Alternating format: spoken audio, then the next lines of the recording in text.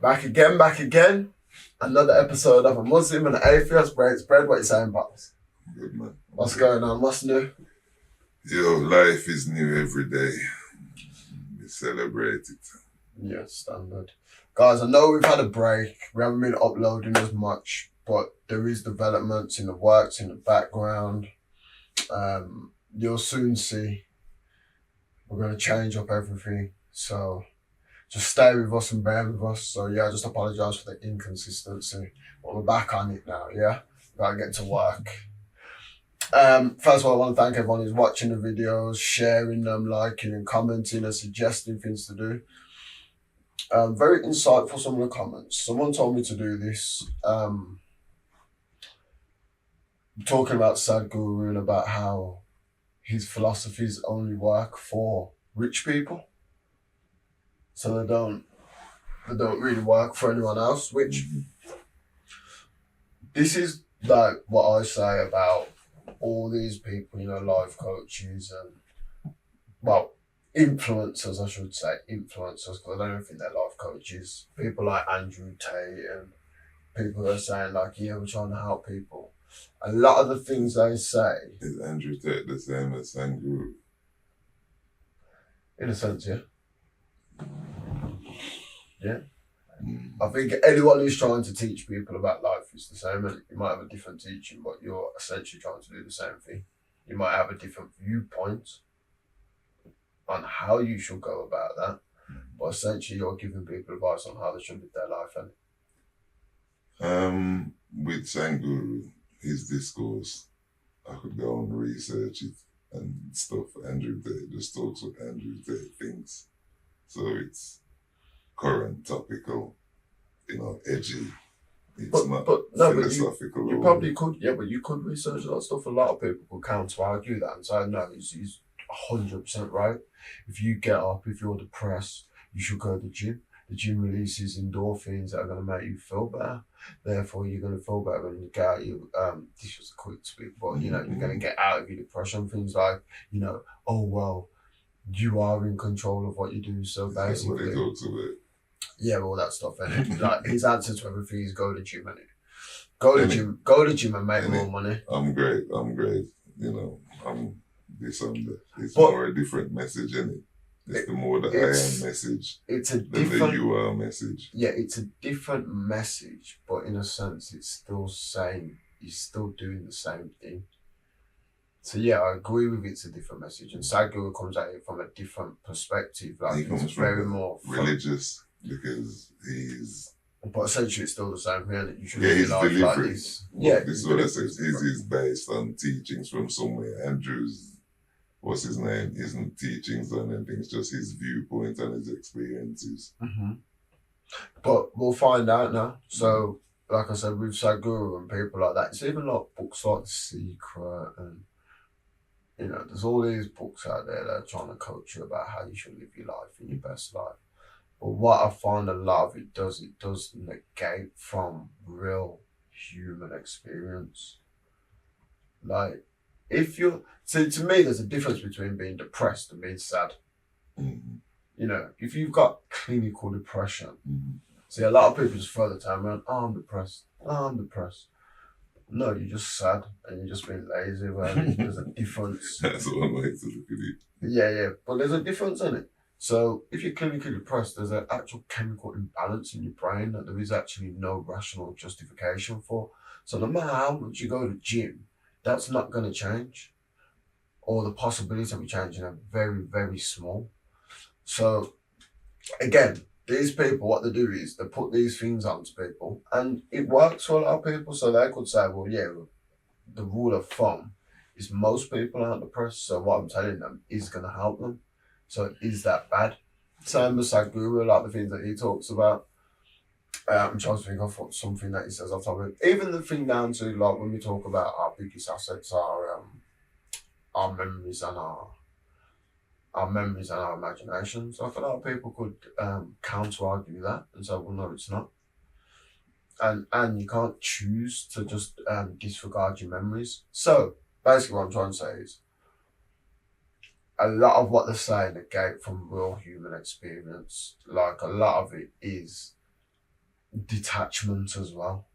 So you can detach yourself from everything and just go through this life and just be like, yeah, I'm just detached, so I'm walking through. Nothing's gonna bother you. So that means that your reward systems aren't firing all the time. And so essentially, you're never gonna be really happy, but you're never really gonna be sad. You're just gonna be on a constant. Now, some people say that's just being content. If you're content, is that another word for happiness? Is the peaks and troughs, like you say, depression and desire and luxury, is that a luxury that we have in this world now? Or should we just live on an equilibrium? I think, just to jump in before we move on, in Islam, they have this word called jihad, which has been bastardized by the media and everything. But the word means struggle. Yes.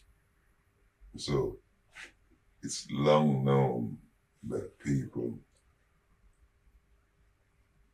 experience different struggles on their journey. You know, I'm not sure that terminology that has been applied to everything. Everything's got a name and you fit into that box neatly. But I can't see depression as like everybody's experiencing the same. Of course not. This is what I'm trying to say. So is it depression or is it just a name given to an area that... So it's not consistent. I think people's motivation, again, similarly differs. Some people are not happy if they're not employed. COVID was a terrible experience for them because they were at home. They couldn't have that power and all that stuff that they need to feel good. Whilst other people were happy being at home doing the work because they didn't have those people coming at them in the workplace. So mental health for both groups affected by the situation differed across both groups. Some were happy with it, some were sad with it. The reasons were different. So this is what I says, depression is a part of that feeling shit, I suppose. You know, but I don't know, I don't know, let's go into the film. All right, let's watch this anyway. So, an American lady asked her guru why your teachings do not work for poor people. Essentially, they only work for rich people. Do they work for rich people then? I don't know. I'm not rich, so I wouldn't know. No. I'm assuming Let's we get some evidence of it working for rich people. But right now, 60% of India's population, even their skeletal system has not grown to full size. Or in other words, we're producing a totally underdeveloped humanity. No man or woman wants to leave their home and go somewhere else to some strange land and live there just for survival. Nobody wants to do that. It is your intellect and it's your perception and this doesn't exist. They will laugh at me because it definitely exists. Because it's the dumbest thing to say. Right, so I wanted to know the spirituality that you teach, the spirituality that many gurus teach. How is it usable for someone that doesn't have food to eat and it's going to become homeless and there's so many problems, especially in America? We are trying to fix the stomach-full people right now.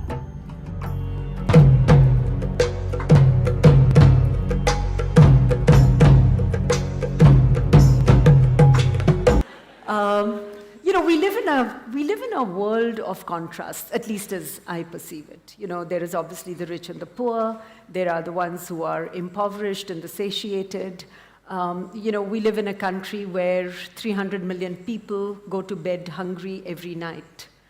How do we deal with these big social issues? And what is the one message that you would like to give to all of us, where we as individuals can make our own little, big, whatever contribution to being part of the solution rather than waiting for somebody else to do something? Now you're immediately getting into the missionary mode. We can try a little bit of that. Yes, it's a serious problem and an unfortunate problem because we're living in a land which has over 12,000 years of agricultural history. Probably the only place on the planet like this. As far as I know, except a few other places in South America, nowhere else on the planet was agriculture organized 12,000 years ago. So we have enormous experience of agriculture, which means the science of producing food. And we're living in a land where 12 months of the year you can grow what you want. Many farmers in Tamil Nadu take 6 crops, 4 crops actually, but in between the intercropping, totally 6 products they're taking out of the same piece of land. Right. Nowhere else on the planet this is really possible. In spite of this, half the people are hungry simply because of apathy, not because of lack of food, not because that it is not possible to fulfill this. I feel a focused effort in a matter of 5 years, 5 to 8 years, very comfortably we can crest this. It should not even take that much time, but if we are determined, within 5 years' time, it is possible to cross this. And it's important to cross this, because when you say India, I know a lot of poetry has been written about how beautiful it is, our mountains, our rivers, our whatever. But for 1.25 billion people, you neither have enough mountains, nor rivers, nor land, not even a piece of sky, believe me. The only thing that you have is people. If these people are well-nourished, competent, inspired, this can be the greatest miracle. But right now, 60% of India's population, even their skeletal system has not grown to full size. Or in other words, we are producing a totally underdeveloped humanity. If your body does not grow to its full size, neither will your brains. There's medical evidence to show that first 4 years of your life, if you did not get the necessary nourishment, your brain is approximately 60% of what it should be. Right. So with half-brained people, the next generation, what nation are you going to build? You're going to be a big disaster. If you don't fix nourishment, we are going to be an enormous disaster, it's waiting, it's a silent… Just speaking on that, because me and Greg have this conversation quite a lot about how… Half-brain people. Well, not such half-brain people, just nourishment and how we eat our food. Because obviously in England, I'll say, we microwave a lot of our food, don't it? Which is really like nuking our food. So essentially a lot of the nutrient in it is getting blasted out of it, you know, for that, what's the word I'm looking for? For convenience. Because, you know, everyone wants everything quick and fast, so we'd rather, if it can be done in the microwave in 5 minutes, why put it on the pan for 15 minutes? So, what do you think to that? Do you think nourishment, we are killing ourselves with the way we nourish ourselves right now? Well, fast food is the answer to that question. Yes, fast food is obviously the growth industry, but people have always eaten different.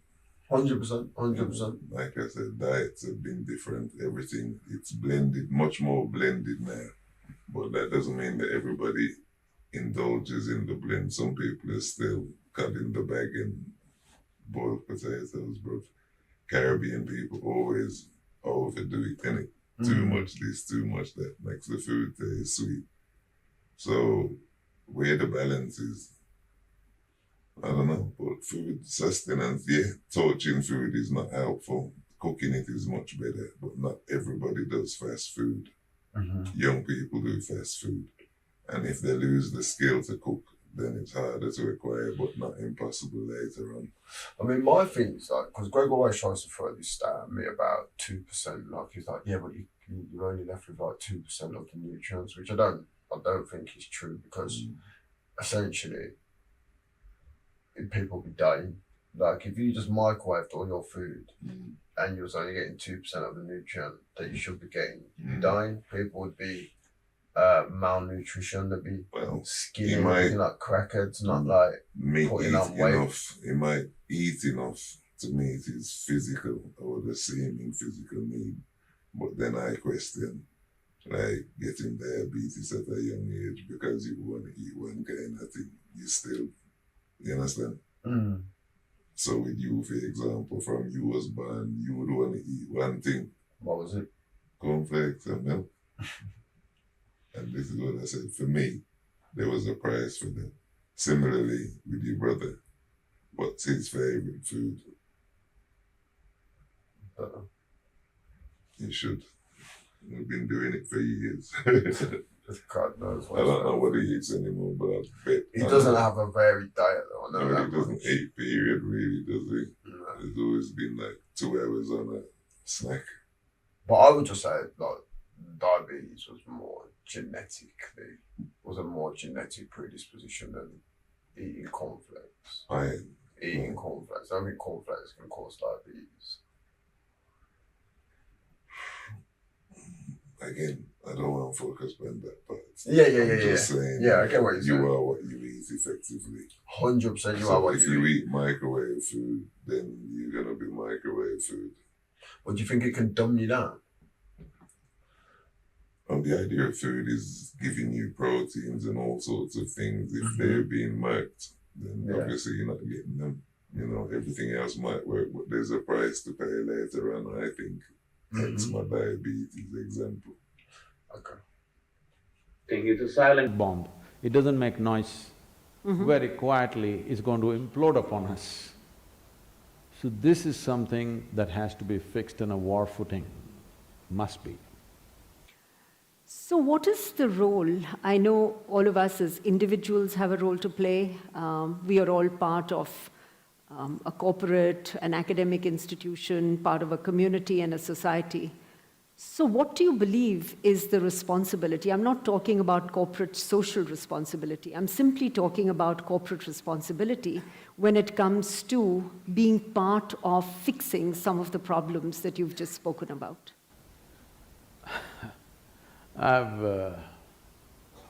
are very much involved with nourishment, education, health of the rural populations. I've been talking to many leading lights. Not much light out there.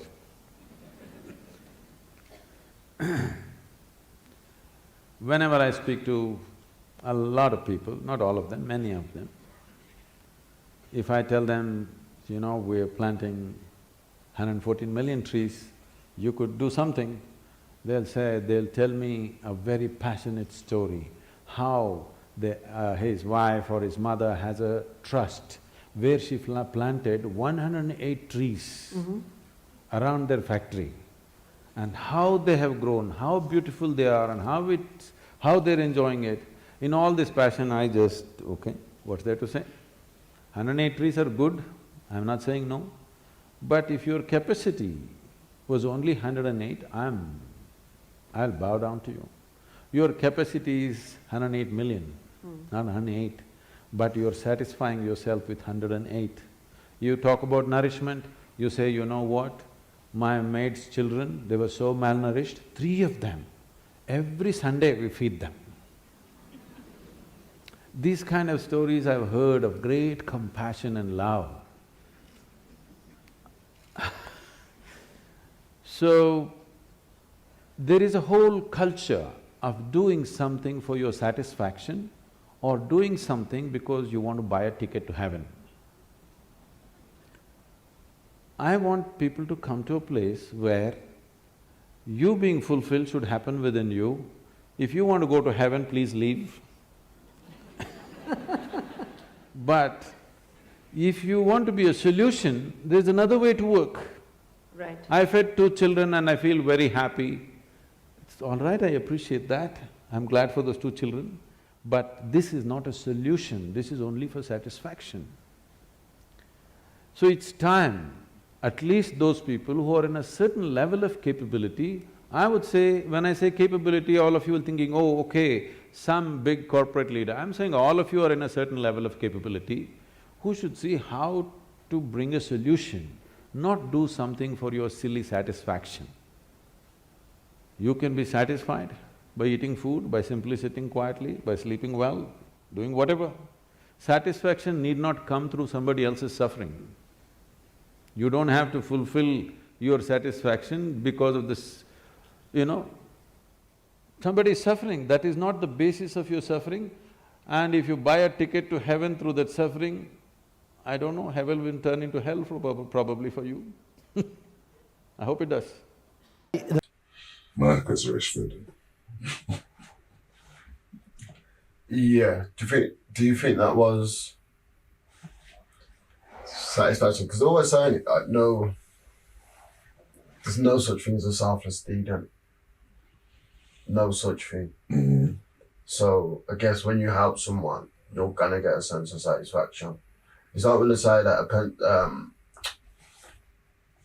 the best way to live your life is through service, isn't it? Yeah.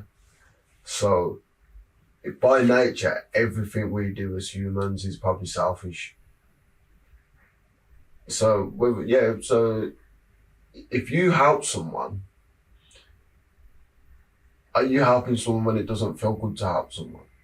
Or are you helping someone off the back of the gratification, knowing that you're satisfied? They can't feel good when they kill themselves. They'll help someone to the point that there's no expectation of gratitude. What do you mean? Well, a selfless act is, baby in the house is on fire, you run in, get the baby, you make it out is the hope, but you run in and not come back out.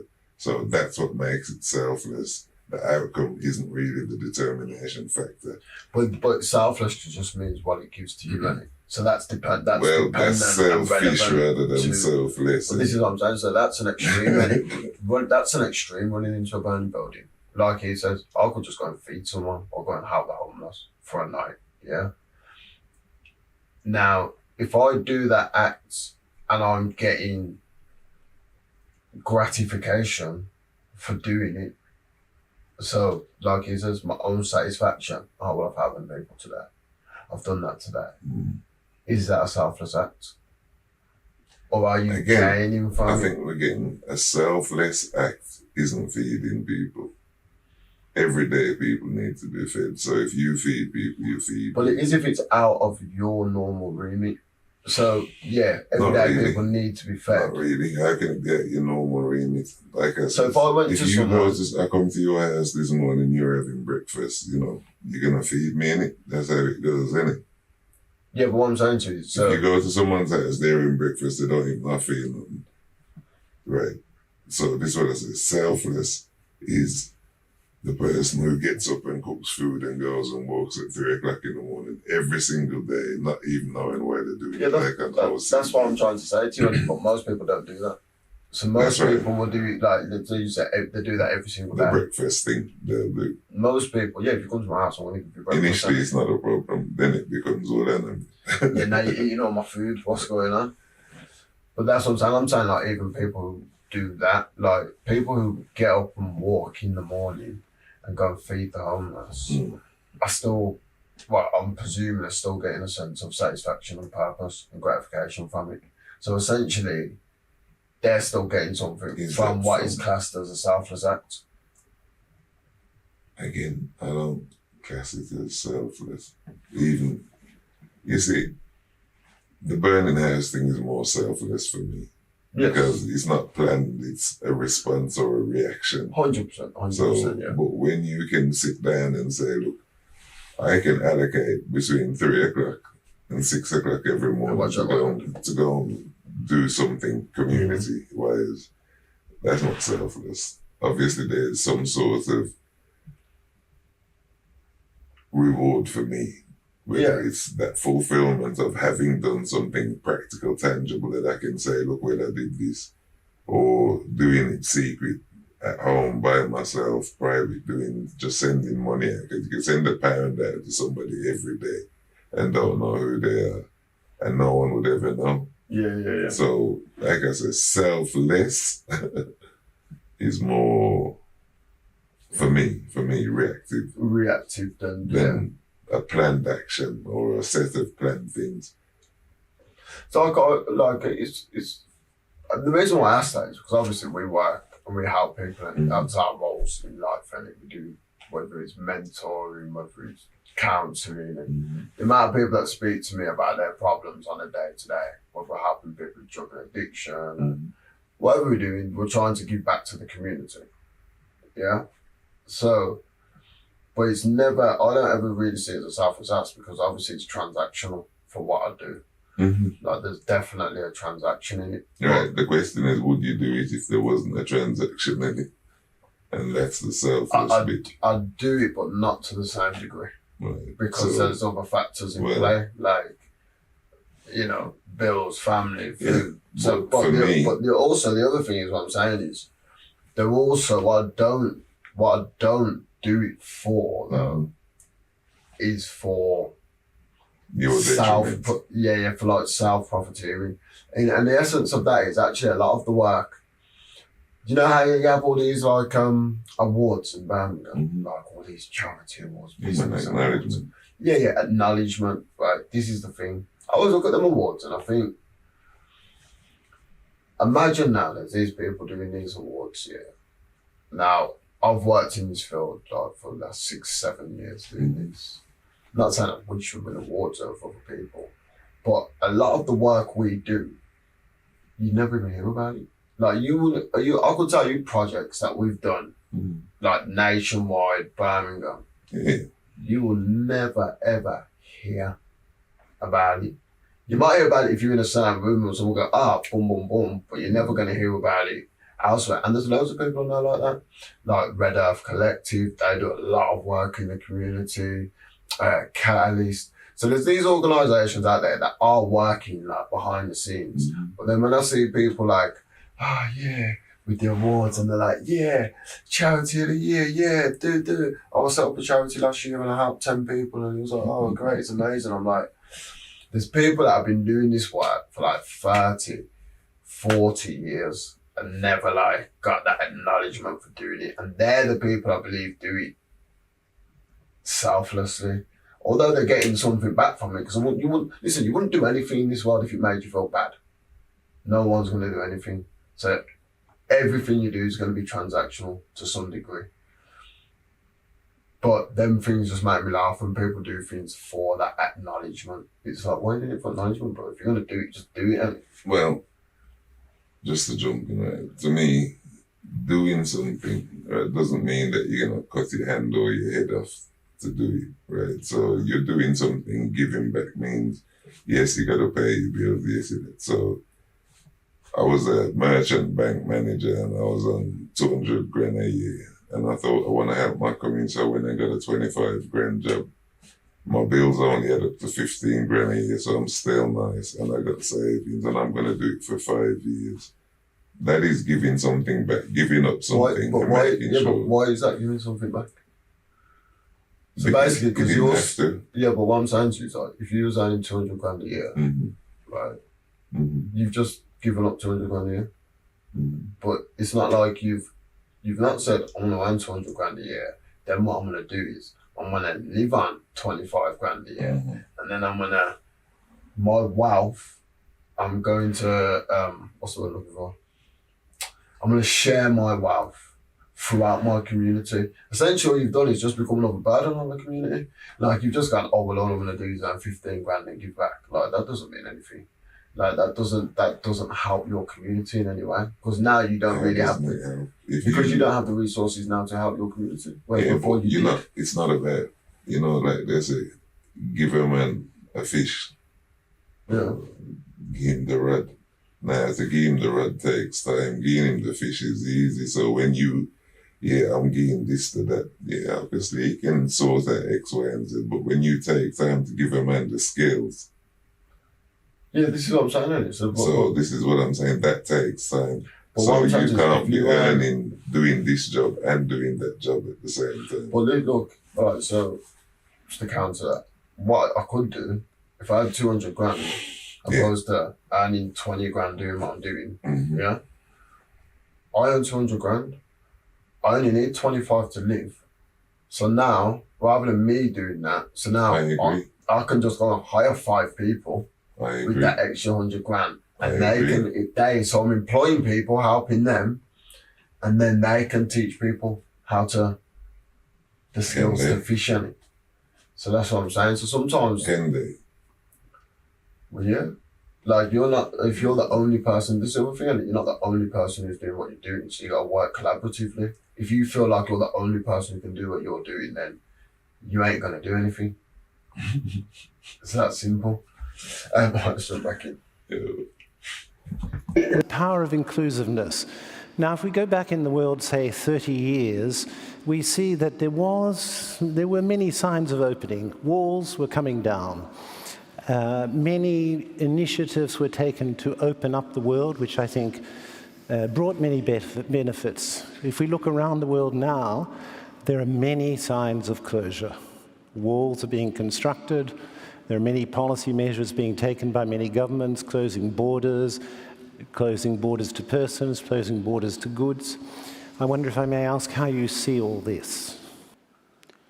See, yes, it's true, you're seeing that as a global situation, but we need to understand this. Bringing down walls without bringing down economic disparity is not going to work.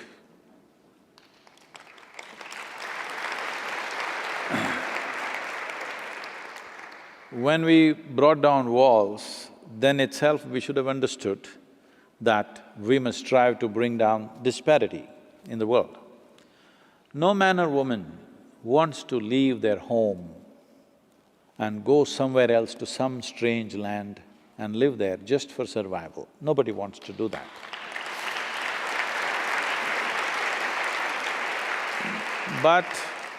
But it is estimated that in the next decade, there could be about 1.7 to 1.8 billion people moving or migrating. When that many people start migrating, your wall is not going to work anyway. Wall will work when they're in a few thousands, maybe a million, but when they go to a billion, your wall is not going to work, it's going to be a tragedy, because now you see a stream of people coming. Well, can every nation just open up its borders and say, welcome, live on the streets? Not possible, yes? So the thing to do is, which I've been striving to do and I've failed to do, is in the last 25 years, I've been trying to bring some key people in the world together so that this initially we started as 1%.com, and I try to create a board, and every time we are about to do it, some warlike situation comes and some nations back away and it never happened, all right? The idea was just this, 1% of what we invest in our defense forces, as we call them, arms and armaments, what we invest, if we contribute and we institute a board of people who are from responsible businesses to be given as soft loans to these businesses to start enterprises in impoverished societies where it's not profitable to do business. A business will naturally try to do business where it's most profitable. You cannot ask them to go and do business somewhere in one corner of Asia or Africa because they are looking at their profitability. Essentially, this attitude is because money is expensive. The money is expensive. If you give them a softer money, which is not expensive, for a gestation period of 12 to 20 years and very soft kind of cushion for them to develop an enterprise, develop the talent and create industry and business in impoverished societies, the reason for these people to migrate will go. Instead of making that investment, you invest in putting up walls, you will see walls will work to a certain point. I'm not even saying it's wrong, because the sovereignty of a nation is essentially determined by the geographic borders. I'm not saying every nation can open up and let people inside, it's not possible to do that. But you will not be able to control it this way, nor is it very humane to do it that way. So the only way is, in some way we must see how economic disparity is lowered. We cannot level it absolutely, It's very, very far away, leveling it. But if we strive in the next 10 years, if there's enough investments going into various parts of the world from where people are migrating, if you start businesses there, if you start enterprises there, if you start economic activity there, then the need for them to go elsewhere to make a living could be reduced and migrations could be controlled, because nobody wants to leave their homeland if they can make a living there.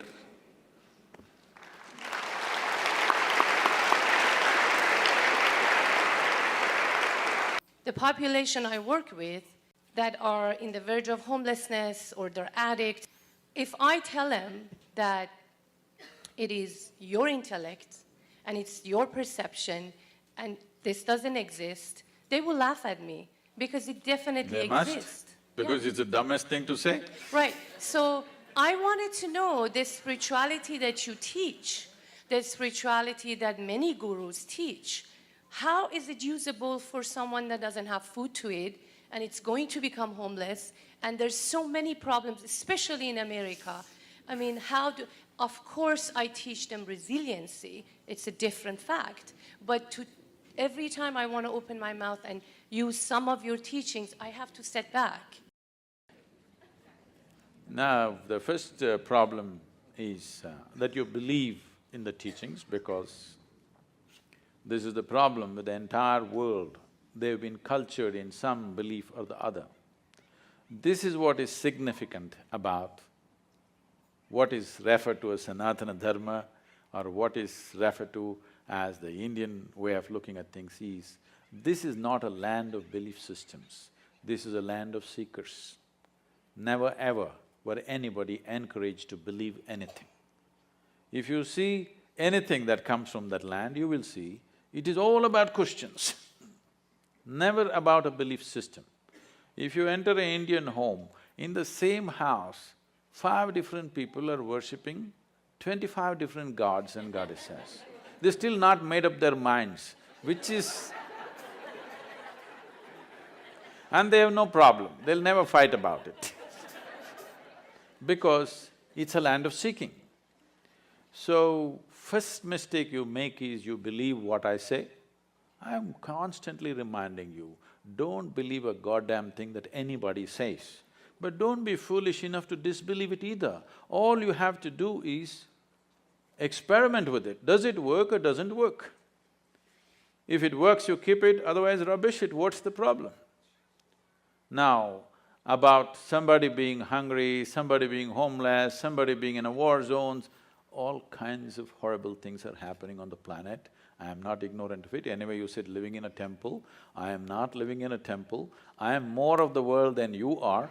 Every day, I want you to understand, I am running a volunteer organization with over 4,000 full-time volunteers and over 3 million part-time volunteers doing variety of work, huge projects, over a dozen businesses and the spiritual movement, okay?